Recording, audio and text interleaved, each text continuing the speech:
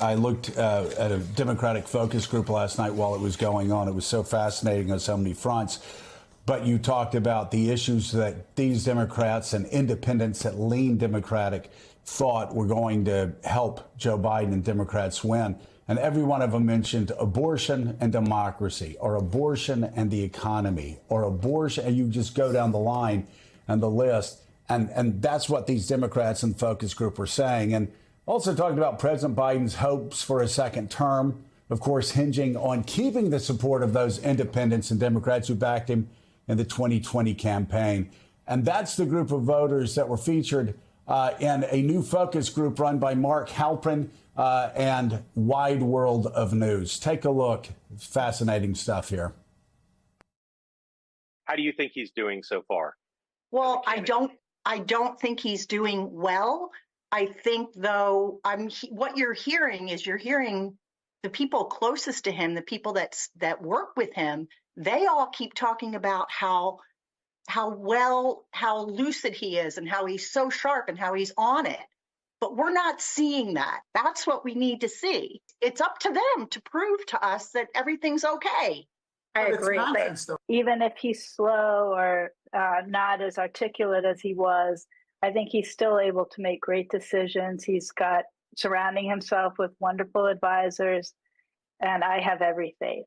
I think his mental acuity is fine. I think it has more to do with his physical appearance. And I think when you listen to him, the cadence of his words is slowed down. But a lot of that is natural aging. He's 81.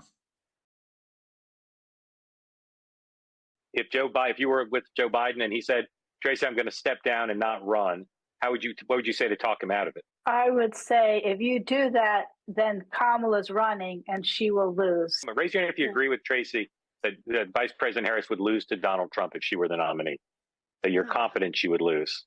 Raise your hand. All right. So 4 of you say, yes, you're confident.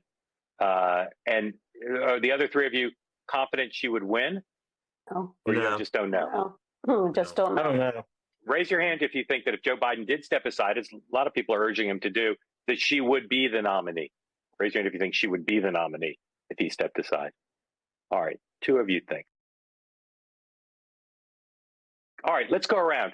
Joe Biden steps down and you can pick the Democratic nominee amongst people who are constitutionally eligible. Who would you pick as the strongest person to beat Donald Trump? Not as the best president, but the person who you'd have the greatest confidence could beat Donald Trump. Andy Beshear. Ashley? Gavin Newsom. Judy? No, I totally don't believe in Gavin Newsom. I would do Pritzker or Beshear. Yeah. Tracy? Michelle Obama. I know you said that. I know you said that for a purpose. I would say Newsom, or I'm excited for Shapiro down the road at some point. Shapiro, Yeah. A good one. Josh Shapiro. Yeah. Okay. Lori?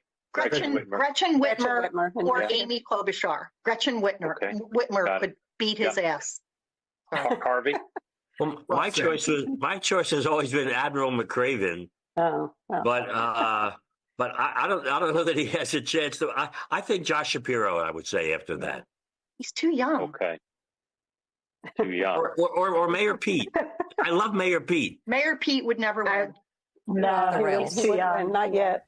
I like that. It's gone off the rails. Too young. Too old, too young. In their 50s. What exactly? No, this was fascinating on a number of, the Kamala Harris conversation was really interesting. It's one we should have. But I just want to point out that one voter who was talking about Joe Biden not being as articulate as he was before.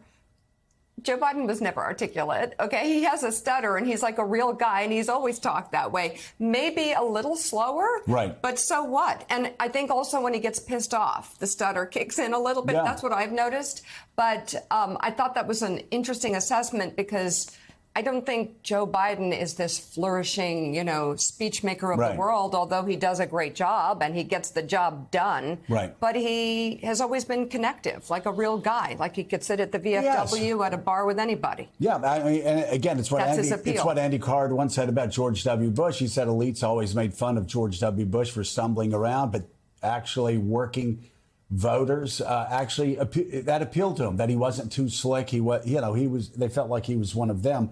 By the way, if you're sitting there and you wonder about the laughter when Michelle Obama's name came up, this is an ongoing sort of thing with a lot of these focus groups. Everybody wants Michelle Obama to run, and Mark Halperin keeps saying, as do a lot of others, that's never going to happen. She didn't even want Barack Obama to run for state senator. So she ain't getting in politics anytime soon. Done. But Jim Messina, I'd love to go to you, and I'd love to get your insights, especially on what the first voter said, but just your overall insights on what these Democrats said. So many fascinating things about Josh Shapiro and who they're looking to. Great bench. Andy Beshear, holy cow, Gretchen Whitmer.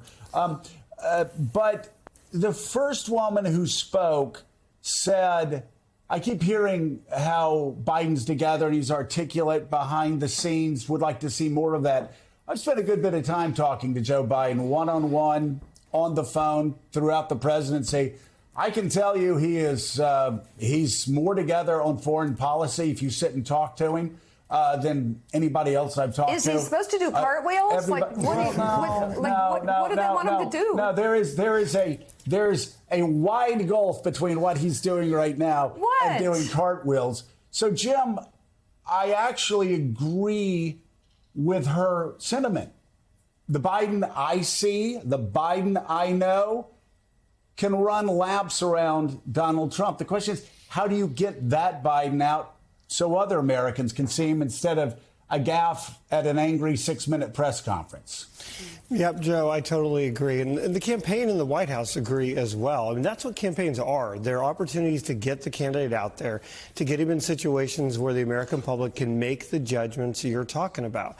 And it's one of the things, if you think about the free moments you have in a presidential campaign to make your case directly to the American voters, there are really two free moments: the State of the Union and the Democratic National Convention speech.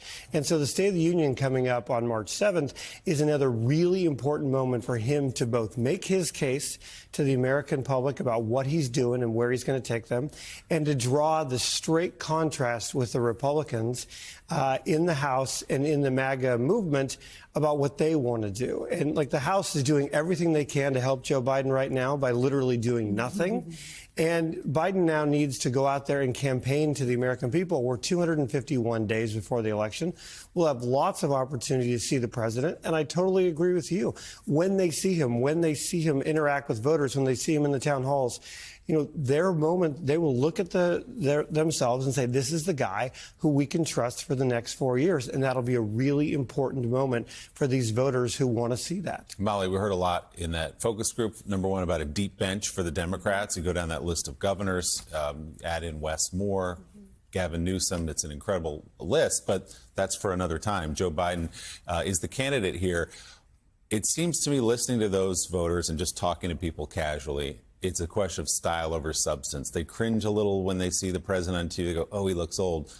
But if you look at what he's accomplished, shouldn't that matter more than how you think he appears on television? And, by the way, in contrast to the alternative of what could come if he's elected. Well, one of the things Trump had going for him in 2016 was that he was famous, but he had no voting record. So he could say, I was a Democrat. I'm from New York. I'm not this zealot. Now, fast forward, he overturned Roe, right? He was the architect of that. So he is not the Rorschach he used to be, which I think is very good news for Joe Biden. What I would say is, I watch C-SPAN, so I see Biden out there all the time. The problem is that normal Biden doesn't get coverage the way that Biden gaffes get coverage. And so, like last week, he was traveling, he was doing press conferences.